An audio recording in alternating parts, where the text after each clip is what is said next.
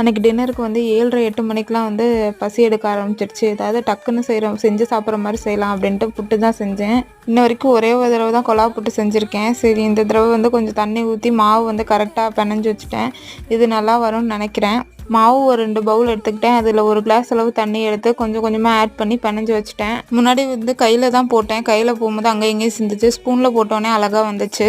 அதே மாதிரி இந்த தடவை தேங்காய் துருவலும் வந்து நான் போடலை. எனக்கு என்னமோ கொழா புட்டு செய்கிறத விட எனக்கு இட்லி சட்டியில் செய்கிறது தான் ஈஸியாக இருக்க மாதிரி இருக்குது. இது வந்து பயமாக இருக்குது, ரொம்ப சூடாக இருக்குது இந்த கொழா. அதனால அதை பிடிக்கிறதுக்கே ரொம்ப பயமாக இருந்துச்சு. இதே இட்லி சட்டியில் செஞ்சால் அத்தனை பாத்திரத்தை கழுவணும். அதுக்கு இதுவே பெட்டர்னு தோணுது. புட்டுக்கு வந்து மாவு பிணையும் போதே வந்து நம்ம லேசாக உப்பு போட்டு அதுக்கப்புறம் புட்டு வெந்ததுக்கப்புறம் அதில் வந்து சர்க்கரை போட்டு பால் ஊற்றி சாப்பிட்டோம். அக்ஷனும் வந்து இனிப்பாக இருக்கனால சாப்பிட்டுக்கிட்டேன். சரி, ஓகே, இது கொஞ்சம் அடிக்கடி செஞ்சு கொடுப்போம் அப்படின்ட்டு நானும் மைண்டில் வச்சுக்கிட்டேன். நான் ஃபஸ்ட் டைம் செஞ்சதை விட இந்த தடவை செஞ்சது நல்லா இருந்துச்சு. ஆனால் கடையில் செய்கிற டேஸ்ட் வரல.